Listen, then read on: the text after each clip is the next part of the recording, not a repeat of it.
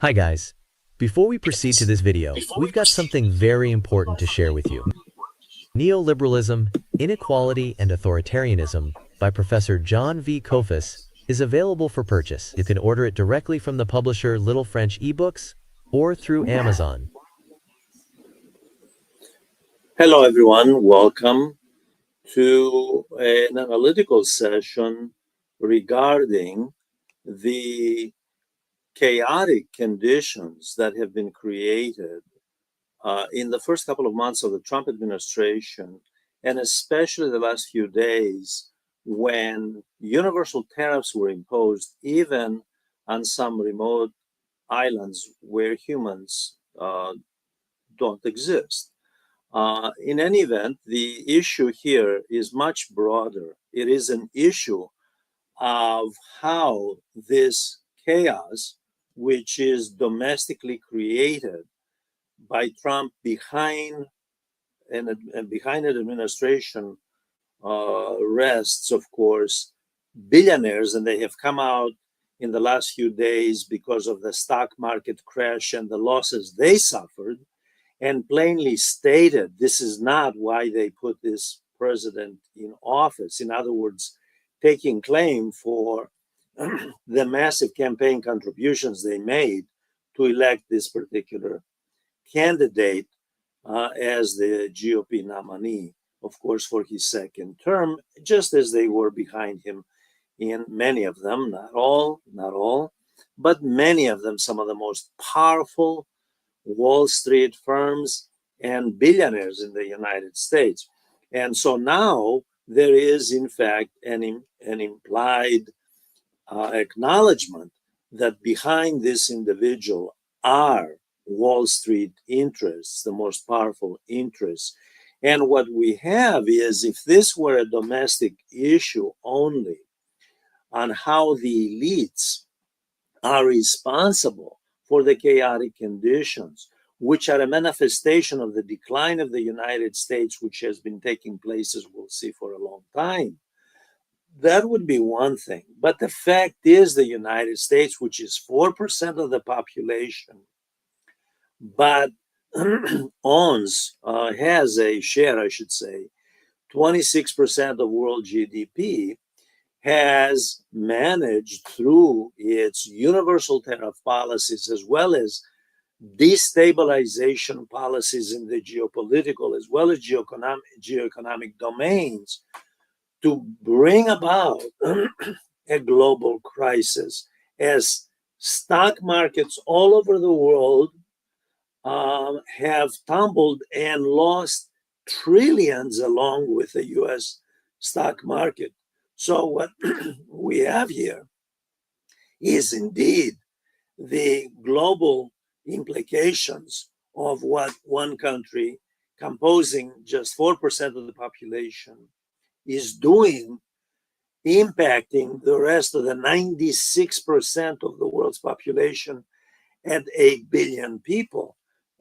This is very serious because it has not just immediate implications, but long, intermediate, and longer term implications, considering this is an attempt to bypass the norms of the world order as it exists in the domain of foreign trade, as the United States itself is the one that was the chief sponsor back in the late 40s during the Truman administration and all along up until now, of course, of the World Trade Organization. So this is an attempt to bypass the norms in international trade and who sets the terms of trade, and to bypass the unilateral system that was in existence since the 1940s, since President Truman, and to unilaterally impose on the rest of the world this sort of a tariff regime. But the issue is much broader. The issue is not just this. And the issue is not about the GOP, as we will see today. It's not about Trump, and it's not about just the GOP. The Democrats are, are just as responsible historically.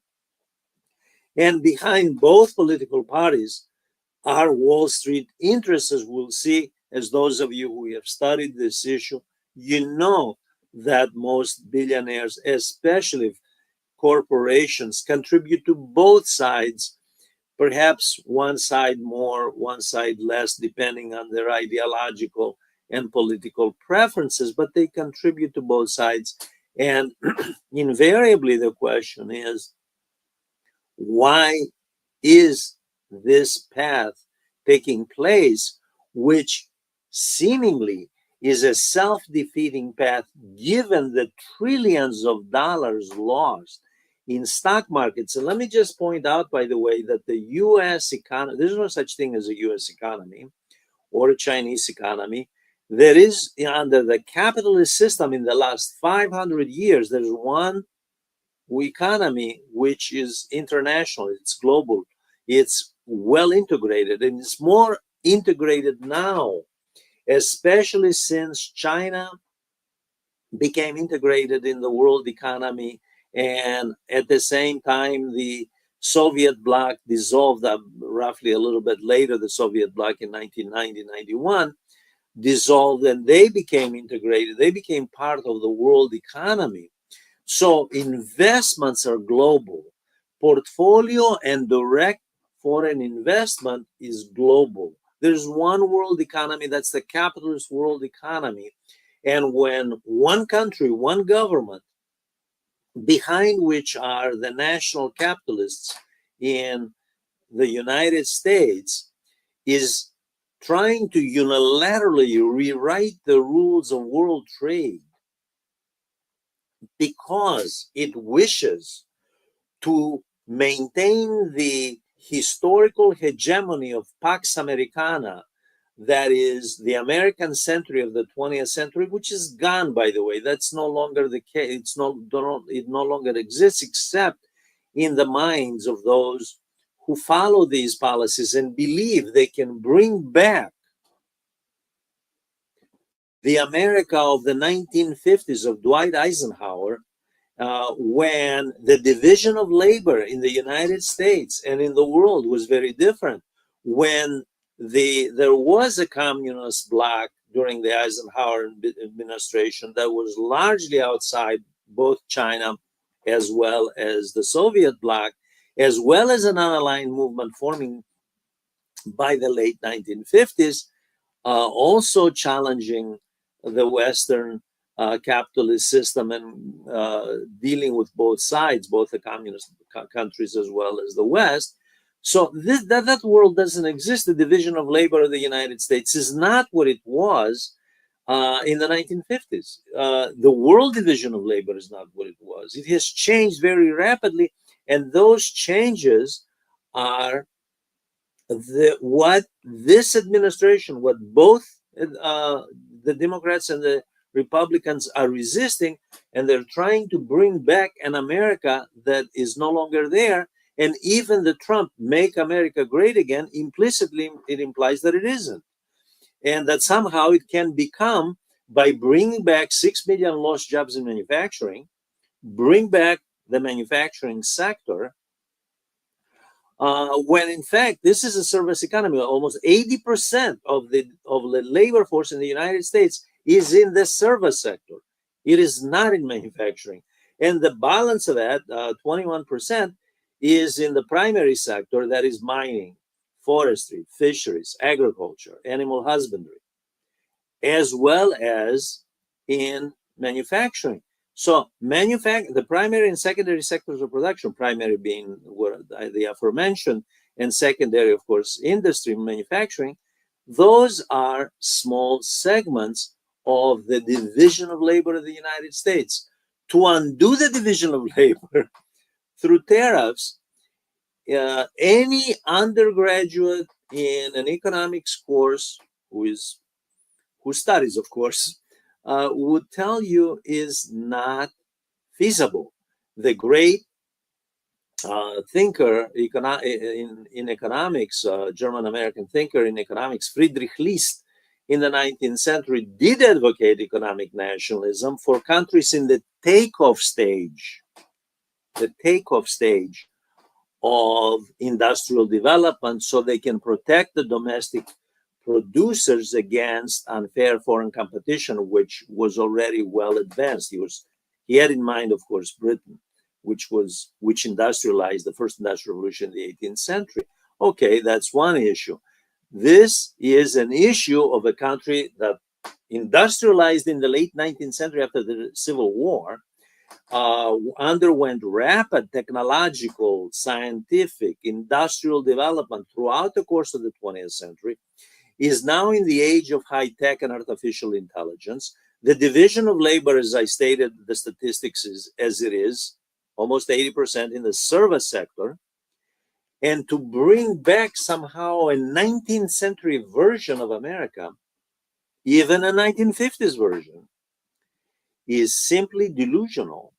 No one, whether it's the chief executive officer of Eli Lilly, who recently said so, by the way, or anyone else who is honest, because as Fyodor Dostoevsky, the great Russian 19th century Russian writer, pointed out in one of his works, the greatest lies we tell are those to ourselves, and they're telling lies to themselves. Now, part of this is, of course, distraction, to distract and shift the burden of taxation, because make no mistake about this, tariffs are paid by the consumers. They're not paid. The Chinese government isn't going to pay any tariffs. The Europeans, the Canadians, the governments, they're not going to. It's the consumer, the American consumer, the consumers globally, as every country, as Federal Reserve, the equivalent of, in other words, the central banks, analysts, anyone who is, like I said, honest and knows economics, knows that this is self-defeating and it will not achieve, and I'll go through some of those goals toward the end of this session, the so-called goals, which is everything from national security to balancing the budget to eliminating Americans' 38 trillion public debt,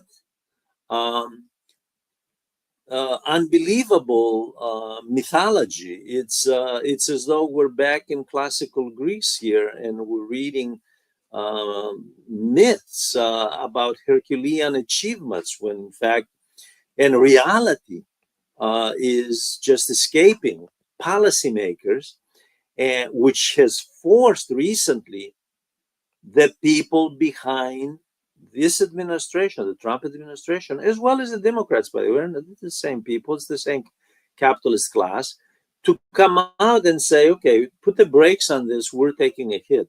Our interests are taking a hit. We elected you. There's a reason we put you there, to serve our interests, which is it's the most candid admission, by the way, I have seen in a long time, not to mention Musk inside the White House. But this is the most candid admission I have seen of specific billionaires, and those of you who follow the headlines know who they are, coming out and said, we put you there to serve our interests, not to harm them. Now, let me go back to, let me start with, this is sort of a preface to this session on how a country decays from within.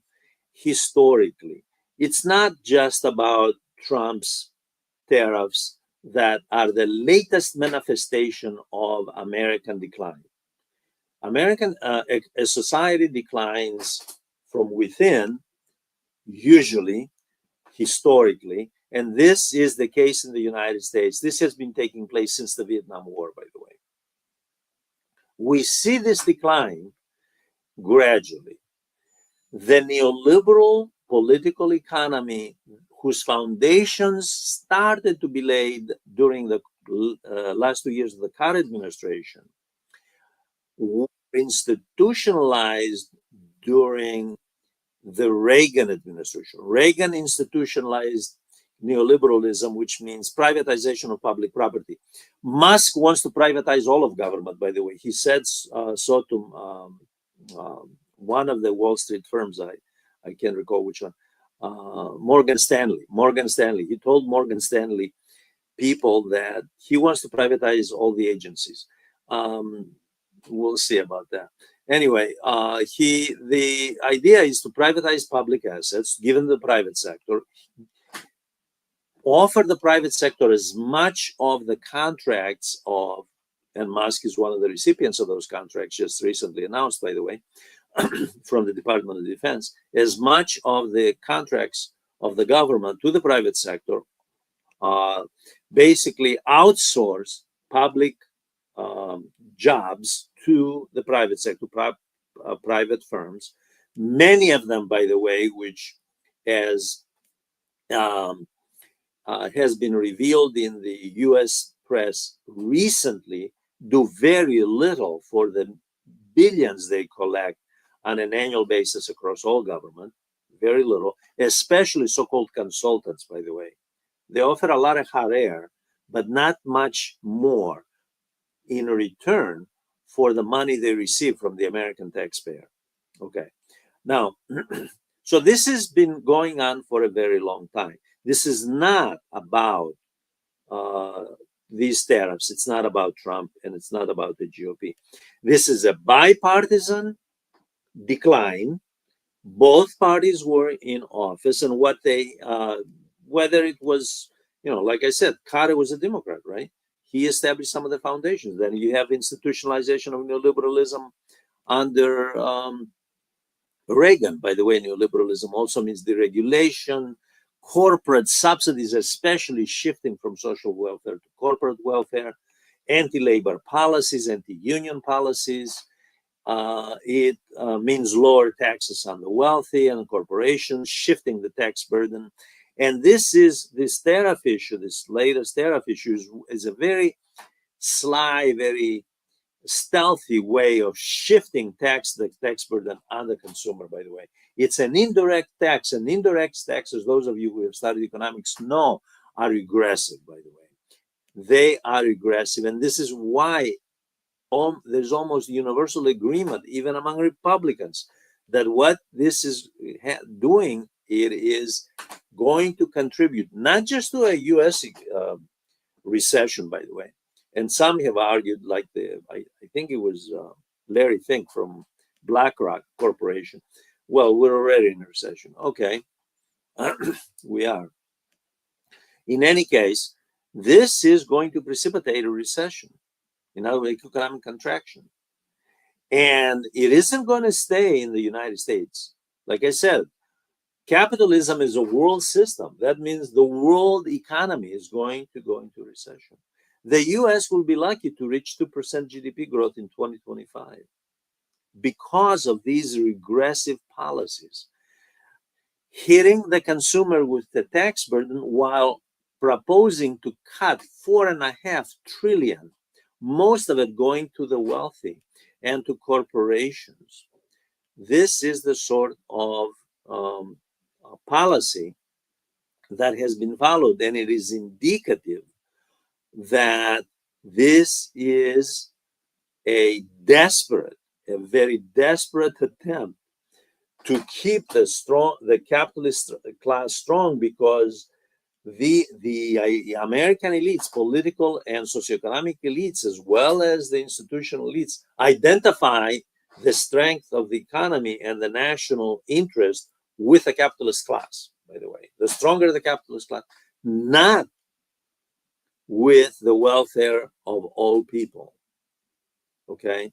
So the fact is that the United States, just that issue right there, because that issue came up during the French Revolution, who is the nation state? The French writer, the Abbesiès, wrote an article published during the French Revolution entitled, "What is the Third Estate?" which of course composed at that time 97% of the population, everyone except the upper classes and the upper clergy. The question, and the king during the age of absolutism was identified himself with a nation state and the national interest. Now we have the oligarchy, as Senator Sanders has pointed out, identifying the national interest with itself, and to hell with the rest of society. And it's not just the rest of society in the United States, it's the world. Because whatever happens, and the huge losses in the trillions of stock markets all over the world, and rising prices, by the way, because of tariffs that Trump imposed universally, even in uninhabited islands where birds and other creatures live, impose tariffs on them. And they make no apologies about this, by the way. That's the other thing. The dogmatism behind all of this, and the intransigence on how correct this path is, no matter what history has shown, by the way, oblivious, completely oblivious to history, oblivious to how tariffs in the 20th century and the early 20th, even in the first Trump administration since 2018, how they have backfired. They're oblivious to this, not only not achieved their goals, they have backfired. They are pursuing this. And this is indicative of desperation to hold on to greatness, make America great again, which means, like I said at the beginning, this is a systemic issue. It's much more complex than simple-minded individuals who, some of them, unfortunately, are in the business of policy making. And this is sad because it's tragic, because people's lives are ruined in the process.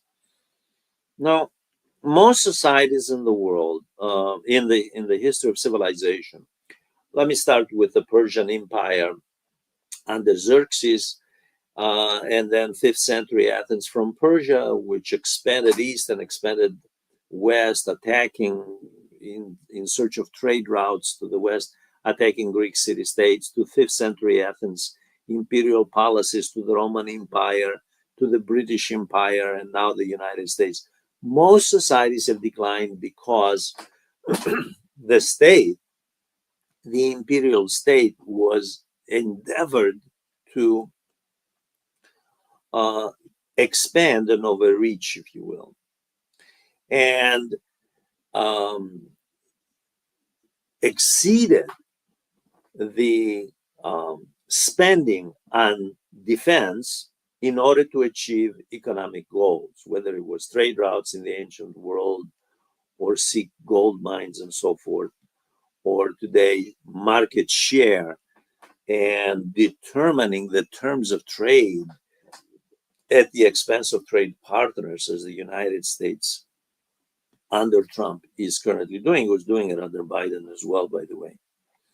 The assumptions of the elites are usually delusional, by the way, and they about how to maintain themselves in privileged status and to perpetuate the status quo, as though society is static, it's stagnant, it doesn't move. I'm going to maintain the Persian Empire at the zenith that it was once, the Athenian Empire at its zenith during the golden age of Pericles, the Roman Empire during the age of Augustus Caesar, the British Empire in the 18th century when England industrialized, and it was the largest imperial power with vast profits arising from the transatlantic slave trade.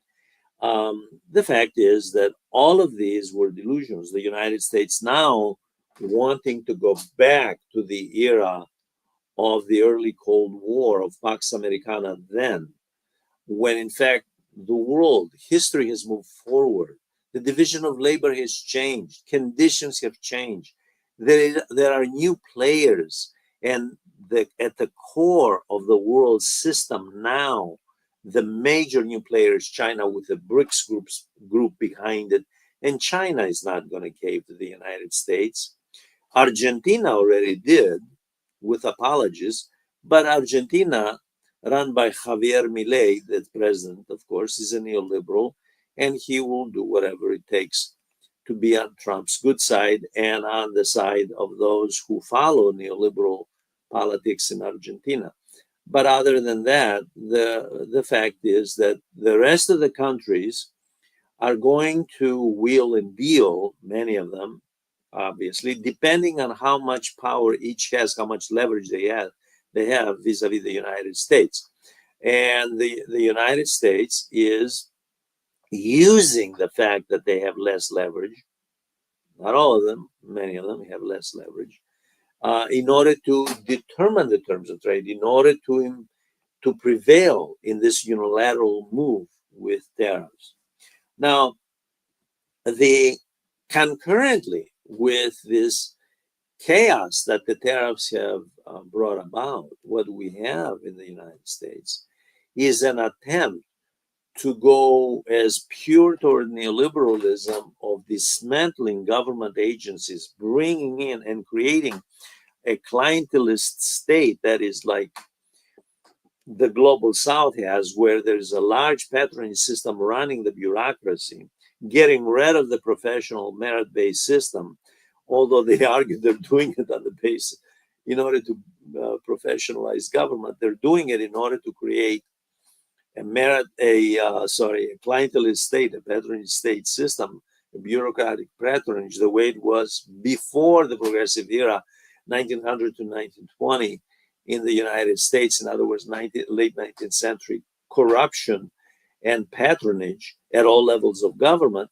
And they are also doing it to dish out massive contracts, save whatever money they save by firing workers in the federal agencies, and dish out contracts to Silicon Valley companies, high-tech companies, just as recently was shown with the Pentagon awarding the Trump-linked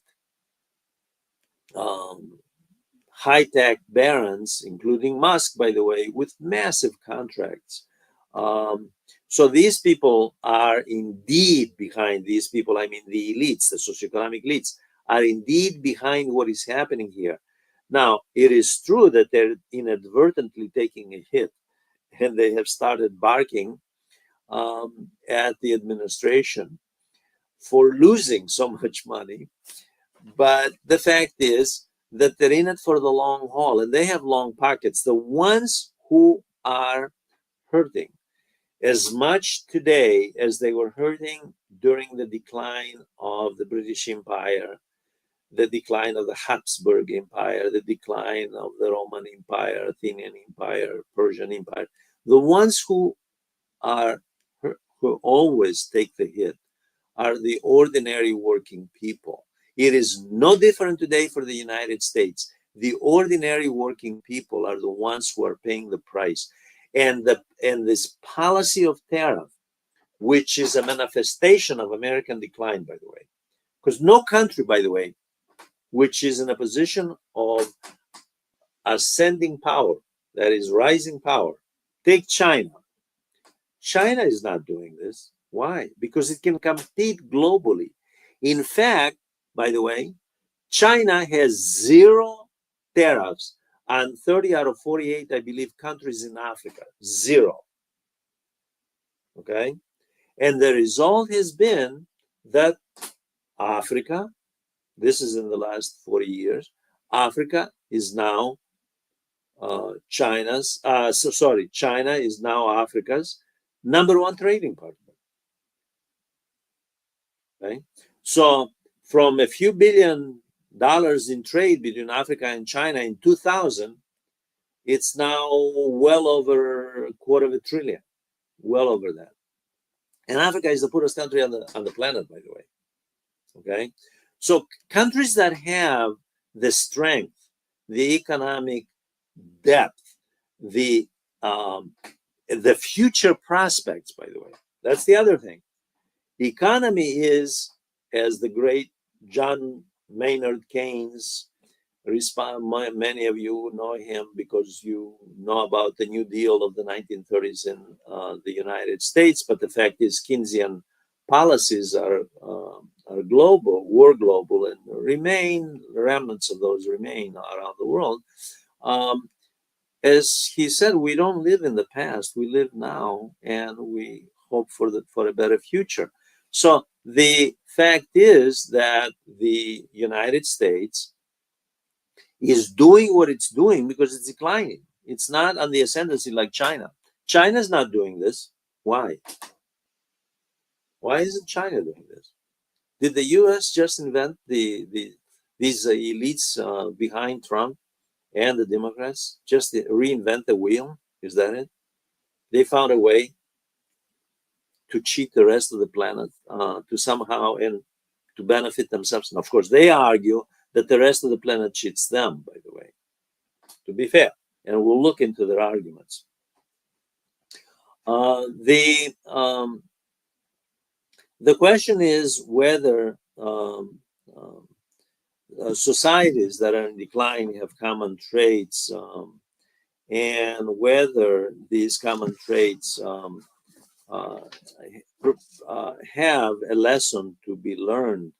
And the fact is that when you look at all declining societies and very thoughtful scholarly studies that have been done about the decline of society from the great, from works from the great Edward Gibbon, who wrote about the decline and fall of the Roman Empire, to more recent studies from Paul Kennedy's to, of course, the study that was done, the studies that have been done, including by Noam Chomsky.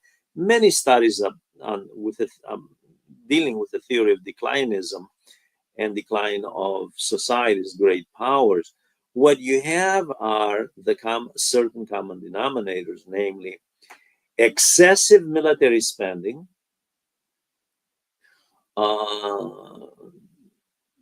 massive concentration of wealth in the hands of very few, okay, a reduction of productivity, and policies that benefit on a sustained basis and a chronic basis, primarily the elites, to the detriment of the rest of the population. Okay. Now, when you have this sort of a social contract, if you will, where the social contract is really about the elites in society to the detriment of the rest of the population, when there is no value system, which in the case of the Western world is based on progress set in the age of the scientific revolution in the 17th century, and of course the Enlightenment. That's when the United States became a nation state, by the way. That's when the United States adopted a constitution based on liberal democratic principles, on humanist principles, on rights of the individual, as well as protecting the rights of groups. Now, it's true when the US was, the founders were all Anglo-Saxon Protestants, and they drafted a constitution for whites, not for Africans, mostly in slavery, and certainly not for the Native American population. And even among whites, there was a gender gap because women were excluded. So that constitution itself was hierarchical, but at least in principle, they had embraced progressive principles. Now we have the complete elimination of even that.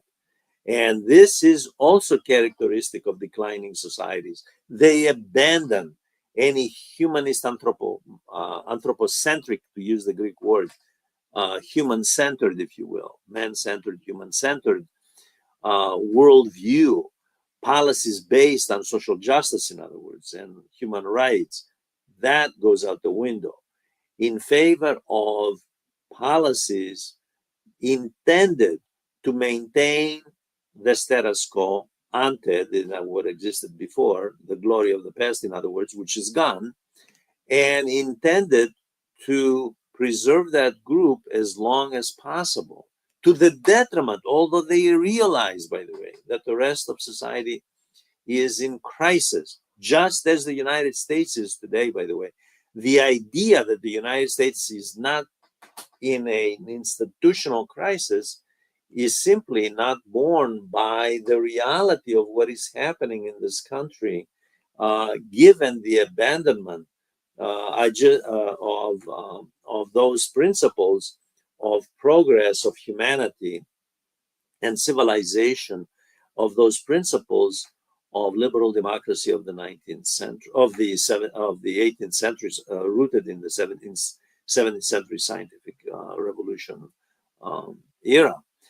Just this morning, by the way, I read that the president of the United States, just as an aside, to give you how far they have deviated from liberal democracy, has asked, and perhaps he will receive this, for his birthday in June at some point, I forget, the 19th or something like that of June, 2025, for a military parade, perhaps with as much of military hardware displayed. And this is going to start over in Arlington, Northern Virginia, right across the river, and then down Pennsylvania Avenue, and presumably they're going to go down to Constitution Avenue.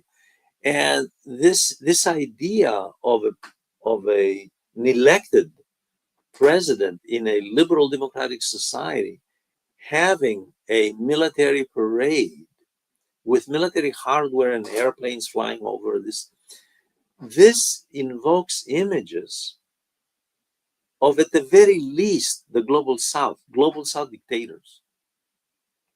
It doesn't, of someone who is a military dictator. This is who, or of those in the interwar period, where there were a lot of those and a variety of those, by the way.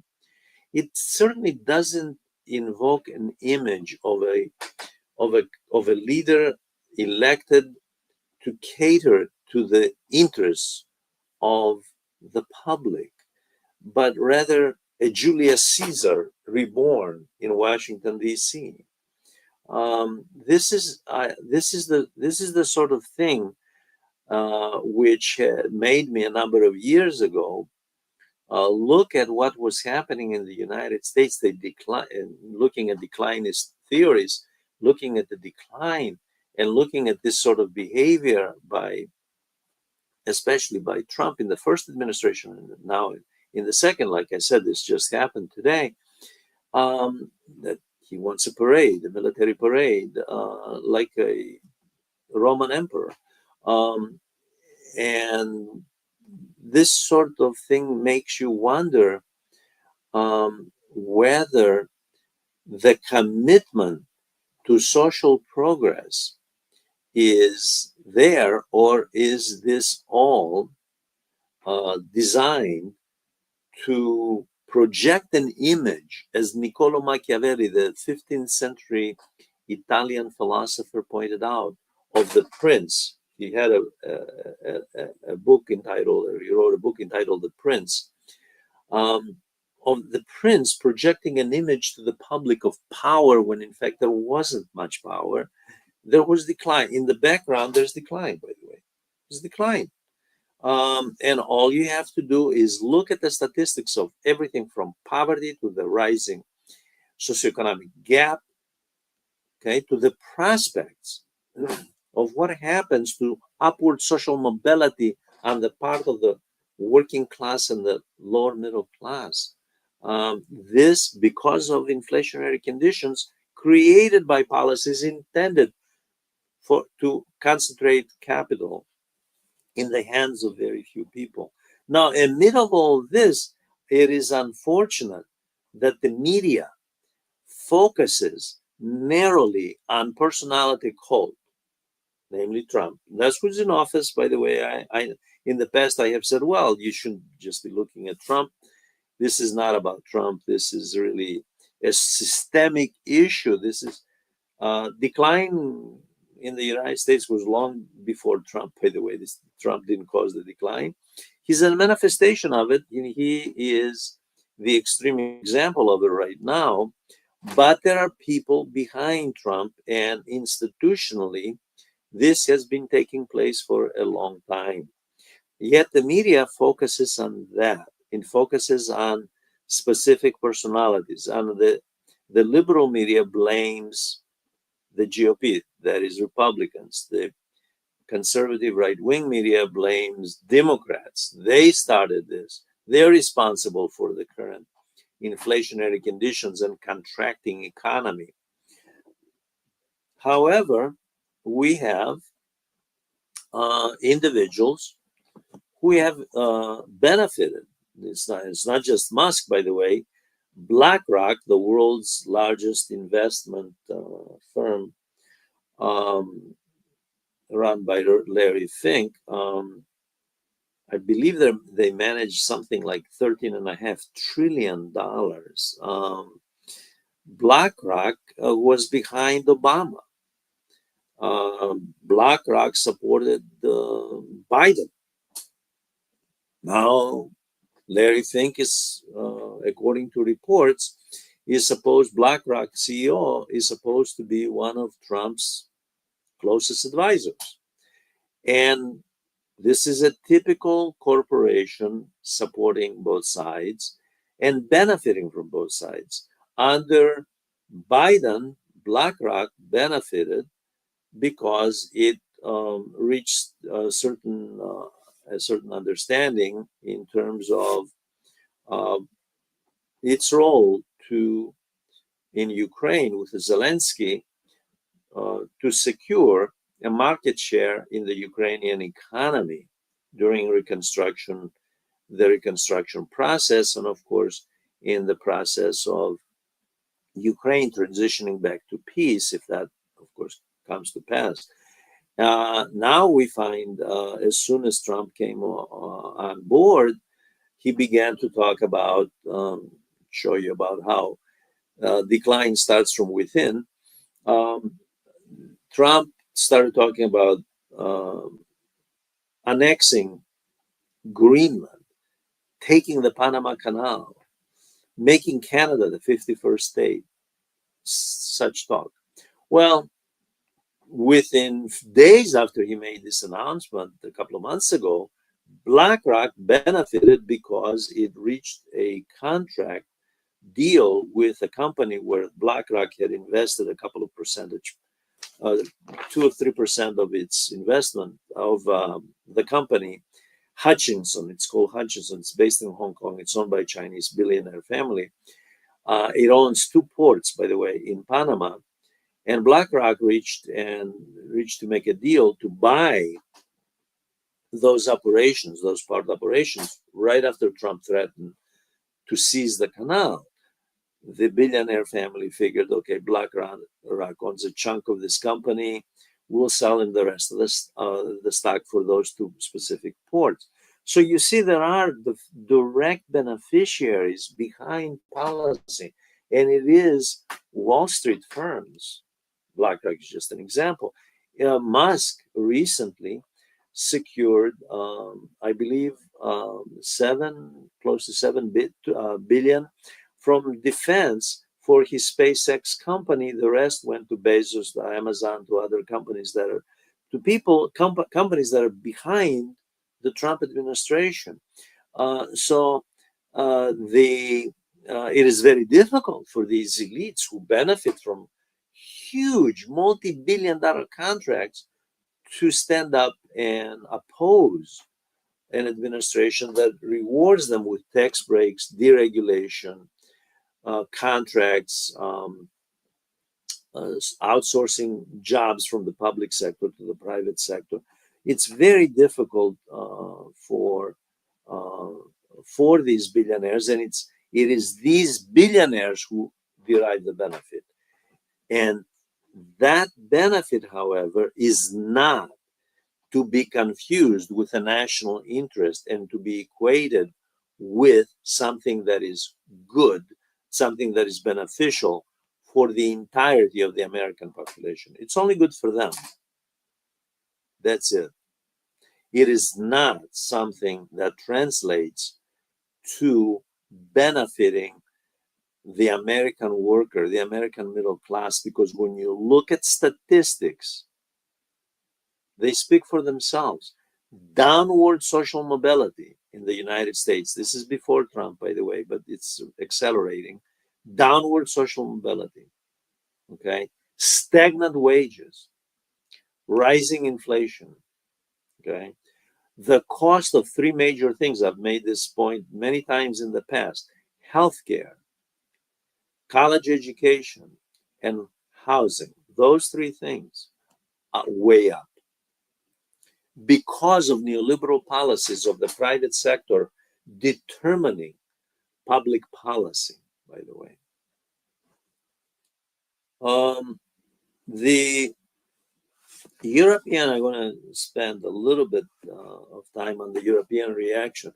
The European Union, of course, Europe is historically an ally of the United States, was hoping that the decline of the United States, which has been going on for some time, as I said, would not translate into using tariffs and economic nationalism to compensate for that decline. So the Europeans, in other words, they don't want to pay for America's slide. They figured fix your own problems through policies that will not impact us negatively.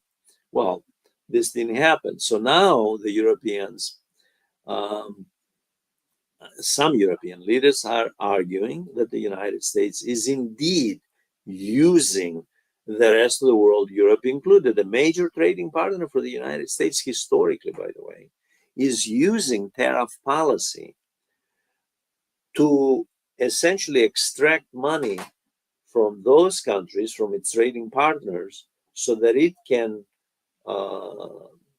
bolster, it can buttress its economic status vis-a-vis China, which is the powerhouse in the world economy in purchasing power parity, GDP terms, far ahead of the United States, several trillion, close to 7 trillion, something like that.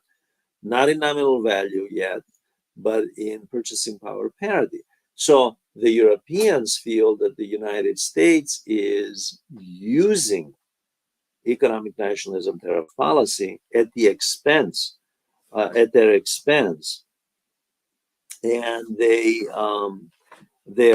have argued recently. I read an article. I think it was in a French newspaper um, that they believe that the United States is now again redefining the world order. There was a new world order when the Soviet bloc collapsed, and George Herbert Walker Bush Sr., who was Reagan's vice president, succeeded Reagan in 88. No, he was elected in 88, defeated Michael Dukakis, took office, I should say, in 89. The end of the Soviet Union happened during his presidency. He announced a new world order, a unipolar world order.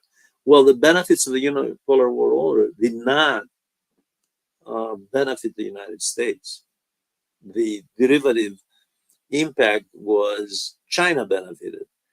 And all you have to do is look at the statistics of US and China in 1990, US and China today, and look at all the statistics from GDP to manufacturing sector, break it down in every respect: technology, biotechnology, pharma, everything, shipping, okay? And you will see that indeed the beneficiary of the New World Order was China. Now there's a New World Order, the Europeans argue, because that world order under neoliberalism failed.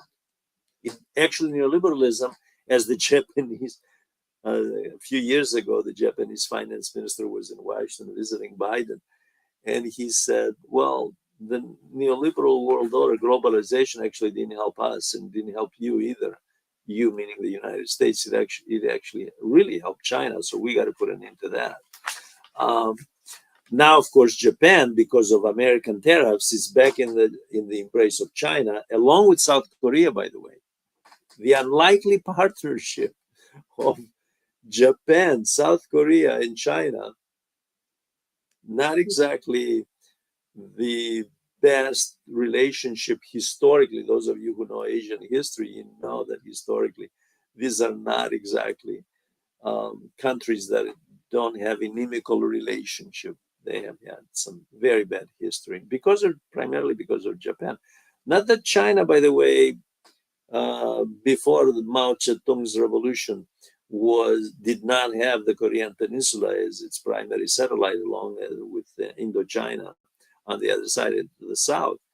But the fact is that the era of neoliberalism, the era of globalization, when you look at it now in hindsight, you look back when Bush announced the New World Order, unipolar, the end of history.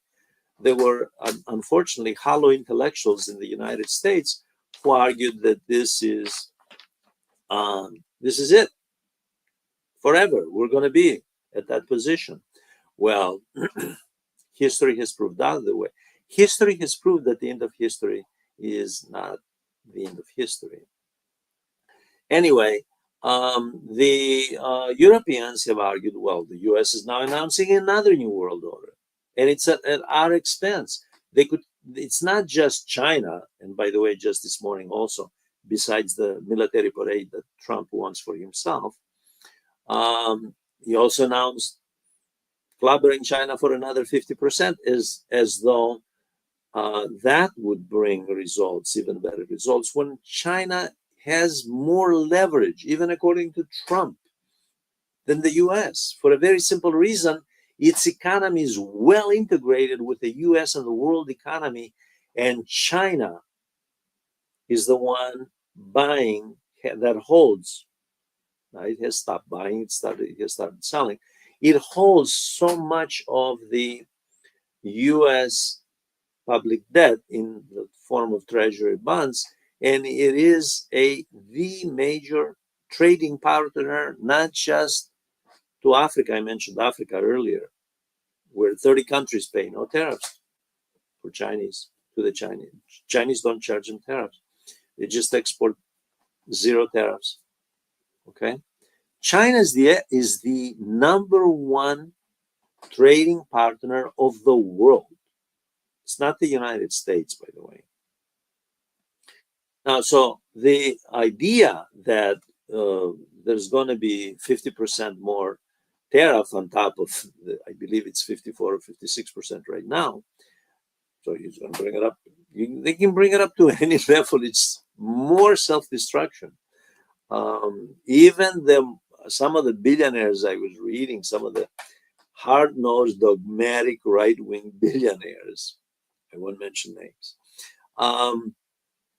behind Trump are questioning where are we going with this? How is this benefiting our interests? It isn't, by the way. It's detrimental. Now, and there have been countries that have called on the United States to sit down and wheel and deal, and Trump will declare that a victory. By the way, he will say, "See, they dealt with me. We got this deal out of this."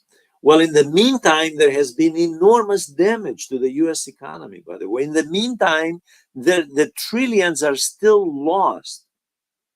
So the idea that somehow, even by the most optimistic scenarios that Peter Navarro, who is unfortunately Trump's advisor on trade policy, as Elon Musk pointed out in his squabble with Navarro, even if Navarro's statistics are accurate, which they're delusional, it's complete nonsense, they're not based on anything, but let's say they're true. Let's say 6 trillion is going to be derived from all these tariffs in the next 10 years. 6 trillion was lost in the first 2 days in the US stock market, by the way. So what's 6 trillion in 10 years when 6 trillion was lost in 2 days in the US stock market alone, let alone the rest of the world market where US interests are invested.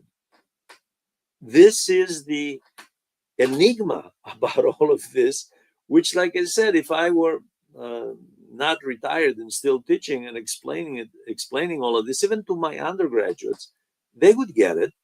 They would understand that this is it's not feasible. Now, I want to move on because I don't want to spend more than 10 more minutes on this.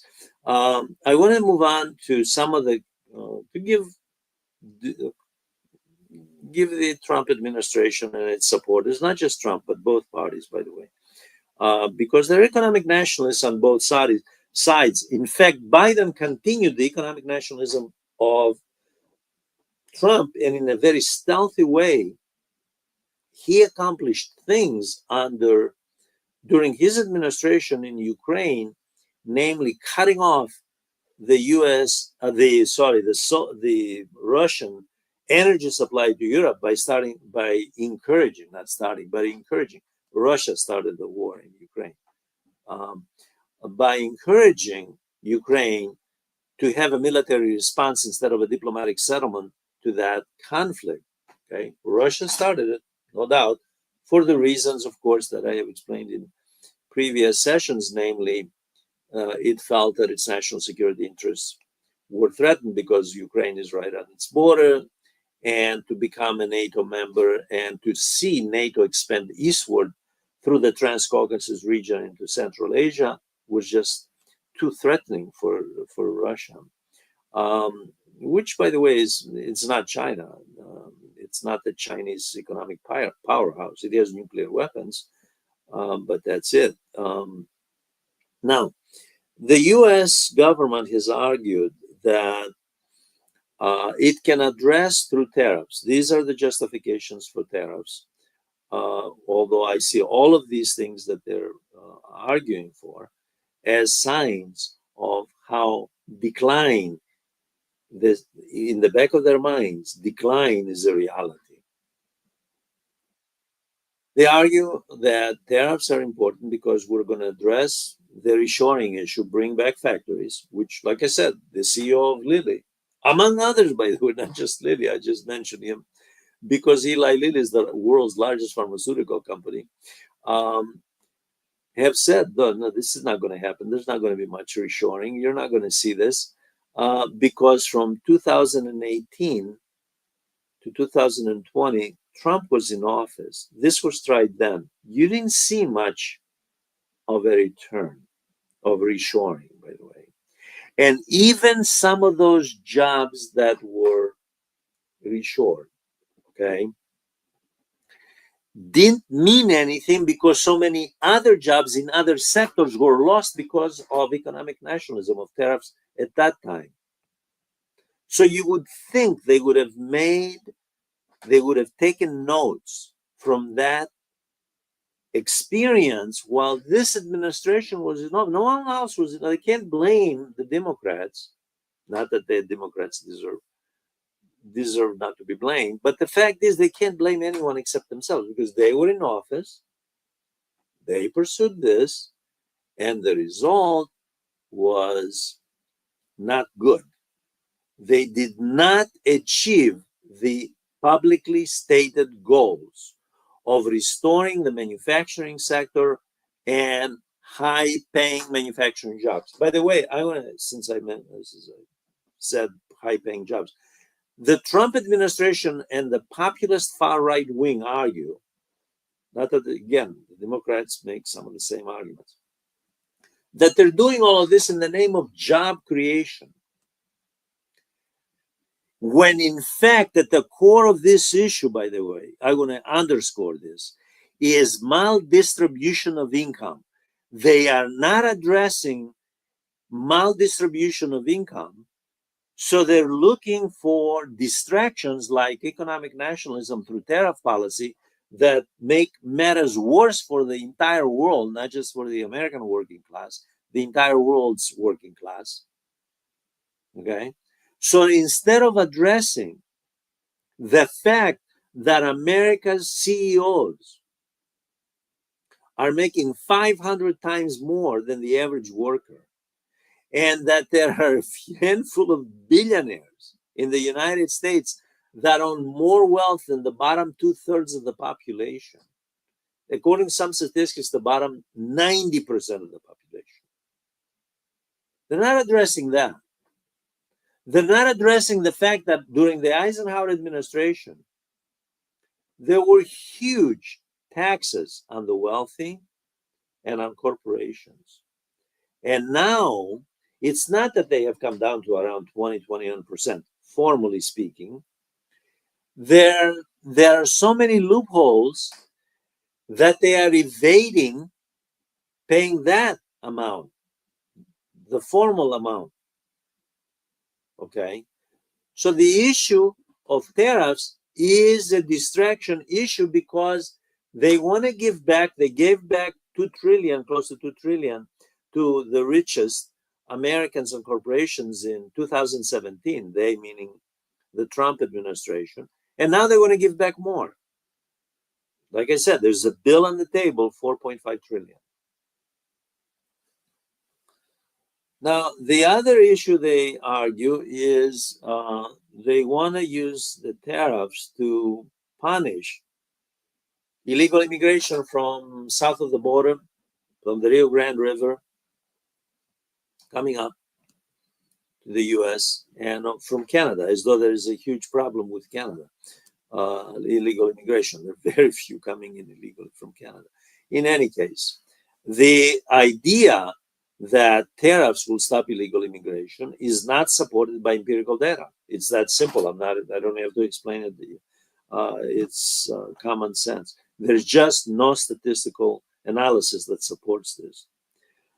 Now, they argue that they also want to balance the budget by introducing tariffs because a balanced budget and balance of payments reduction will result from tariffs. There is zero empirical evidence to support that there is a correlation between high tariffs and a balanced budget. Almost 1 trillion of the US budget, which is close to 7 trillion, goes to the defense sector. Okay. They don't think in terms of cutting defense, which amounts to as much as the next 10 biggest spenders in the world spend. Okay, they don't think in terms of that.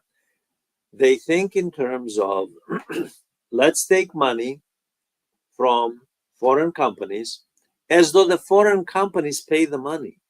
The American consumer who buys the foreign product or service, the foreign product mostly according to Trump, the foreign product from in the U.S. market will pay the taxes. That's who is paying. The American consumer is paying for this. It's not the foreign company. It's not Hyundai. Okay. It's not Samsung. It's not any company. And a lot of these companies, by the way, are U.S. Overseas. A lot of the U.S. companies overseas are bringing back product.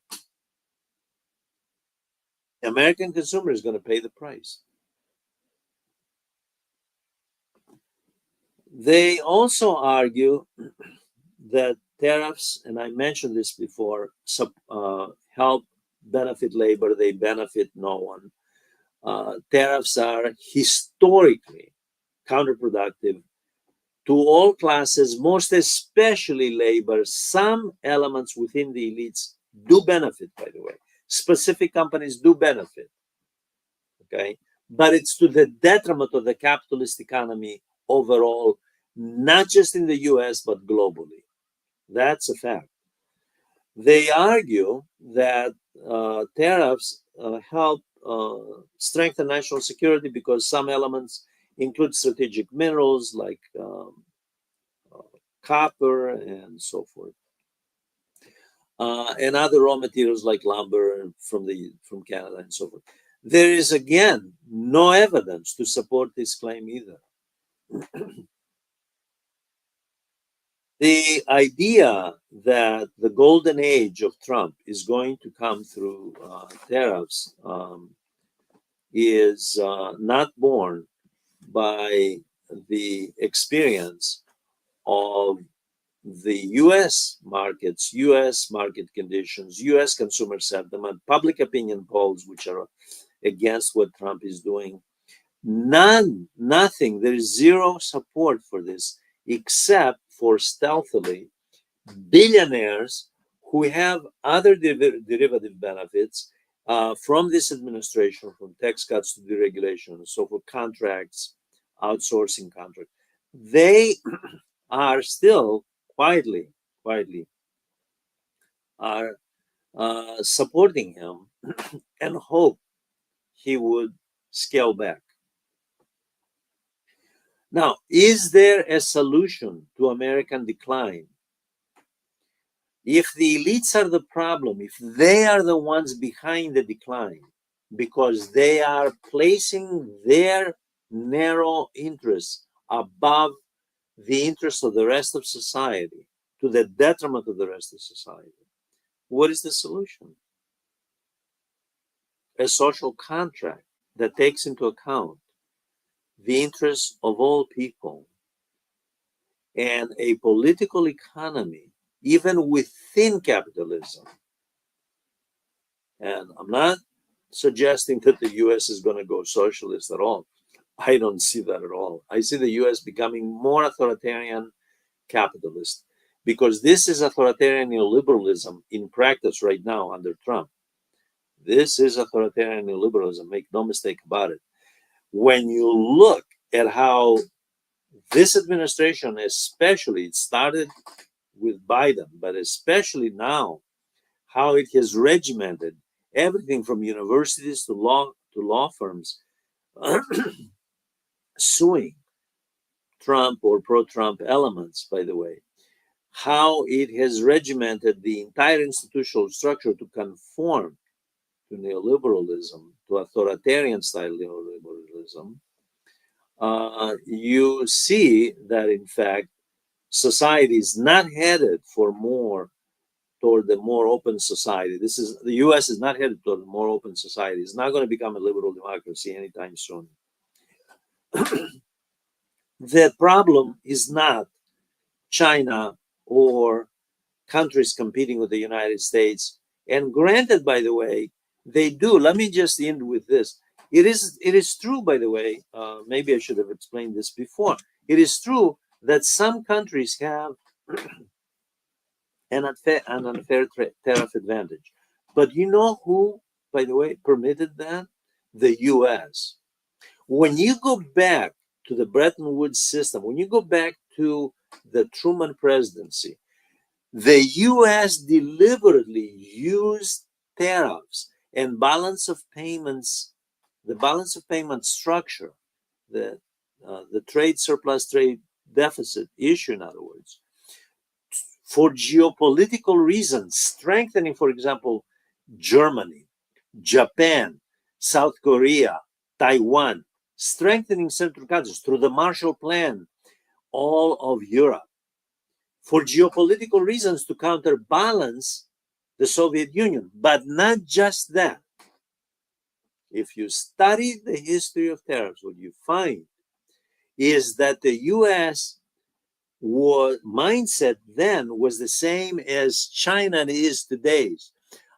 Reduce tariffs, realize a deficit in return for strengthening its trading partners and derive the benefits of heightened trade, more trade. Exactly what China is doing today. There were reasons, geopolitical and geoeconomic reasons, for a tariff policy. The problems don't rest with those countries deliberately out to undermine even China, by the way, even China, who permitted China to do what it's doing? The US, because it wanted the access to the vast markets of China cheap labor, raw materials. China, by the way, let's keep in mind, has the world's largest reserves of strategic minerals, rare earth minerals. One of the reasons that Trump wants Greenland, because there are a lot of those over there. So he wants to grab it. So this is the idea behind tariffs. The tariffs are much more complex. In other words, historically the United States has used tariffs as reward and punishment. Okay, mostly as reward when it was at the height of its power. It had very weak rivals. Now that a number of areas in the world, China, but it's not just China, Japan, the European Union, are challenging the preeminence of the United States as a world economy. And the US is, relative to the rest of the world, declining, because decline is relative, by the way. Question is, what is the US declining in relationship to Ecuador? Of course not. Okay. Is it declining in relationship to China? Yes, it is. So the question here is, what is the what are tariffs going to accomplish other than further undermine the U.S. economy? And who is behind this? But the elites. If you, for a minute, push aside politics, the GOP, Trump, far right wing, the Cold War neoliberal Democrats, okay, also fully embracing military Keynesianism, that is military interventionism, as we saw under Biden. If you push that aside, when you scratch the surface, you see behind all of these people Wall Street. You see the billionaires. You see what Senator Sanders has been talking about out on the trail with Alexandria Ocasio-Cortez, namely the oligarchy. That's what you see. That's why Senator Sanders is out there, attracting tens of thousands of people wherever he goes. Okay, so the fix of the American economy is not outside the United States; is within the United States. From the Persian Empire to the Roman Empire to the Athenian Empire before the Romans, to the Habsburg Empire, to the British Empire, to the United States, the causes of decline are internal, mostly. This is not to say that there are not cases in history of countries obliterated and people within those countries, like the Palestinians in the case of Israel, obliterated by an external force. That's true. But in the case of the great powers and empires, that's not true. It is the elites that want to perpetuate a regime that keeps them in the position of privilege, that support anachronistic policies that may have worked either decades ago or a century ago, but are no longer relevant to the rapidly changing world. I forget the Italian thinker's name of the 19th century, um, who argued that we must change in order to stay the same. The US elites refuse to change in order to stay the same.